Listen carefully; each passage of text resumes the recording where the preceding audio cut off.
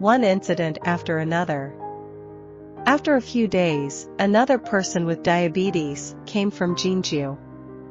She was sent by the previous lady. After that, through various channels, news spread and many people came to my house.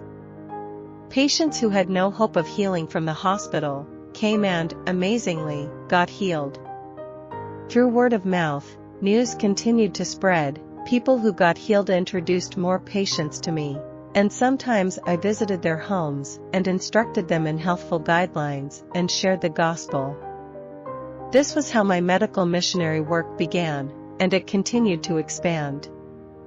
People who were poor, sick, lonely, and in need, and even those who could not receive treatments at the hospital, heard about the ministry and came to my home. I shared the gospel and the health message with those who came, and while some were only interested in physical healing, those who were interested in their salvation got saved. We had to increase the number of rooms as the patients multiplied and my house was filled with people. Feeding and caring for them required considerable financial support, and since I decided to devote myself fully to ministry, my family's finances were not abundant. Day by day, we were in desperate need of food, but the words below gave me faith. These stories of survival are living stories that took place throughout the course of my medical missionary work. The means in our possession may not seem to be sufficient for the work, but if we will move forward in faith, believing in the all-sufficient power of God, abundant resources will open before us. If the work be of God, He Himself will provide the means for its accomplishment.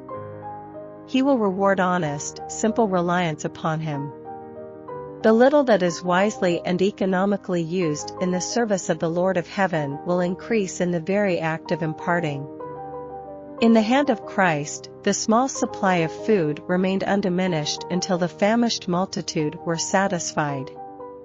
If we go to the source of all strength, with our hands of faith outstretched to receive, we shall be sustained in our work, even under the most forbidding circumstances, and shall be enabled to give to others the bread of life.